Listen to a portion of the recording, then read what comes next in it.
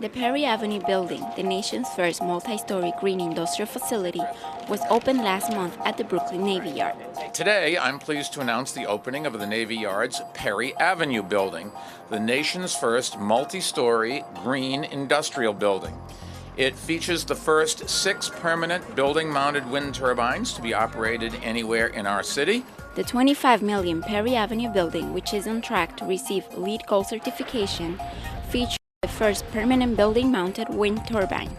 Along with the building's rooftop solar panels, the turbines will provide electricity for this three-story building's lobby and other common areas.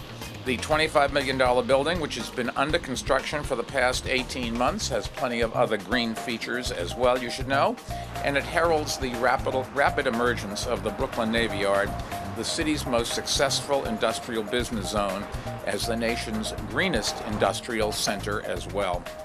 Mayor Bloomberg also announced the creation of Dogal Greenhouse, a facility that will be used to manufacture eco-friendly products and will become a laboratory for new sustainable products.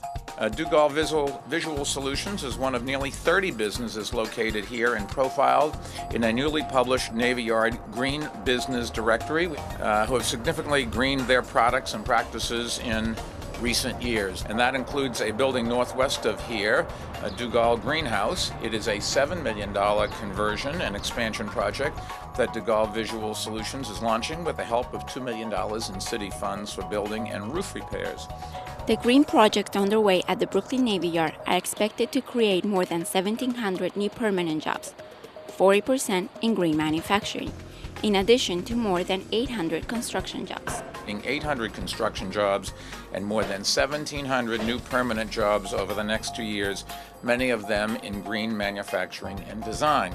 You should know that today there are about 350 such green jobs at the Navy Yard, and within 2 years we project there will be nearly 3 times that many. This is the first of many projects using green infrastructure to have a cleaner air and create thousands of jobs in New York City.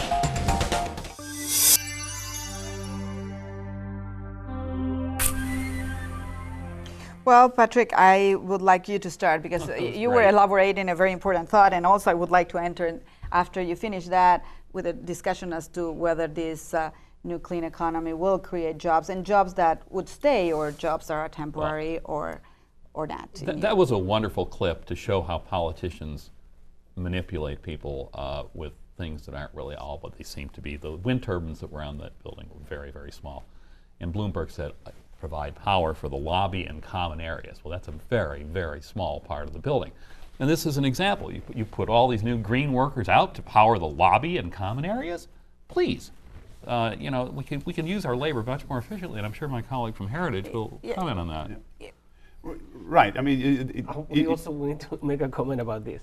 Okay, but efficiency is a good thing. Efficiency is a good thing. And our economy has gotten 1% more efficient each year for the past several decades. That is in terms of how much energy we use to produce a dollar's worth of output.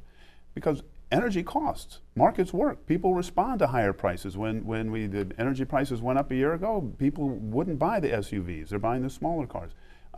And we see this efficiency moving all the time. But you can push it too far. It doesn't make sense to spend $10 to save $5 worth of energy. And if you spend $5 to save $10, you don't need government mandates, you don't need subsidies. Markets will do that one. They'll do the good one. Those were expensive turbines, and the people are going to maintain these things. They're not going to produce that much power. Come on, give me a break. Answer to this. We're talking about a very, very, very, very tiny little thing of what this green economy is all about. We just taking a very small example. But for instance, what he's saying about spending $10 in order to save $5. This is what happened to Detroit for the past 3 decades.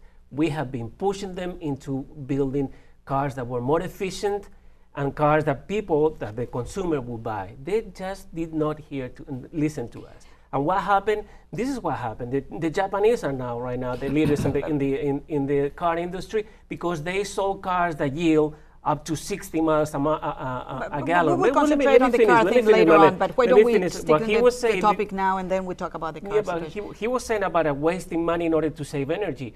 If you are selling a car that people are going to buy it, and the car is giving you 60 miles per gallon, as opposed to 11 miles per gallon, you're gonna go for the little car that is gonna give you that kind of result. You are not spending $10 to save $5. You are spending $5 to save $20. I'm not going to go for that little car if I have 4 or 5 children.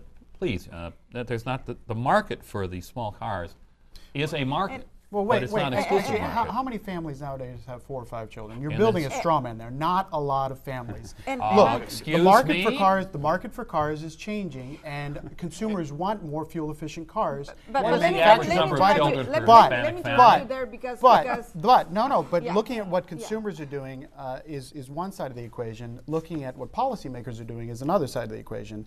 And frankly, policymakers did fall asleep at the switch when it comes to fuel economy performance of our vehicles in the 90s and the early 2000s. We adopted this tool, technology neutral tool, for increasing fuel economy across the fleet in the 1970s, and we doubled the fuel economy of our cars